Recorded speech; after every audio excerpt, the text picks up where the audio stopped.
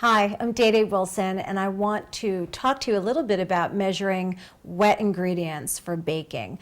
Most American recipes will suggest ingredients by volume, so it'll say a cup of milk or a half a cup of water, and we need the right tools to make sure that we're getting the right measurement. So I have here a couple of different measuring cups I want to show you. Now, this is gigantic. I mean, this is an 8-cup measuring cup. These are an old style from Pyrex. They're still available. I love these measuring cups. They're really precise.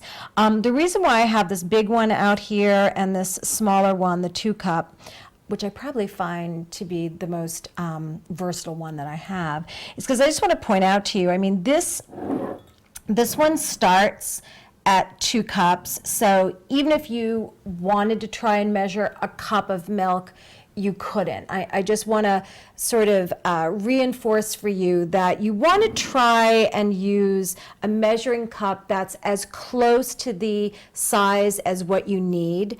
So if I needed 4 cups, I would probably measure it in this one because I would just have to do the measurement once as opposed to doing this 2-cup measurement twice, because each time you measure by volume, there can be some margin for error. So if you can measure it once, that's the best way to go.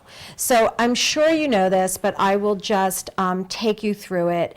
If I want a cup of milk, what we want to do is we want to pour it in, and then we want to look at it by eye, which really means you scoot yourself down here and you make sure that the measurement is what you want. I actually over poured a little bit.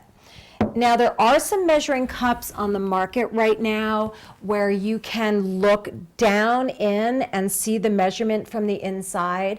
But I have to tell you, I read an article where some people tested them and they were not accurate. I had actually bought some because I thought they sounded fabulous, but I took them back.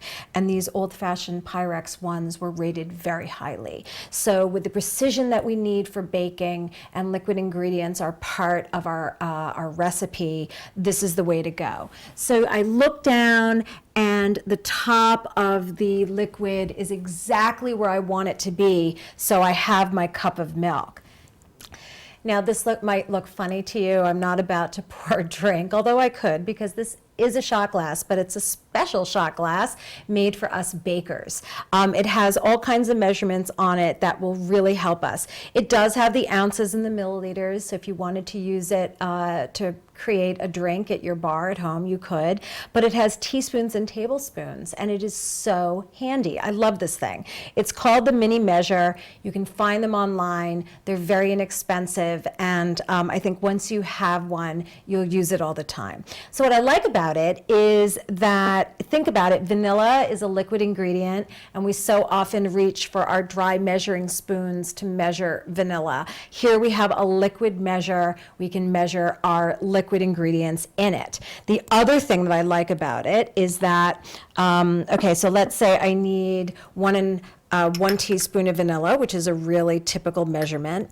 I can pour it out, and then I can just have it there ready for me as part of my mise en place, as part of, you know, having my ingredients all set up for me, so that when my mixer is going and it calls for the teaspoon of vanilla, I don't have to stop. I can grab the shot glass and add the vanilla. So these mini measures, they're great. I definitely suggest that you get one. So I hope this makes a little more sense to you about liquid measuring. It's just as important as our dry measures. As always, equipment's important. Make sure you invest in quality measuring tools. If you take care of them, they'll last a lifetime. So it's a great investment for a baker.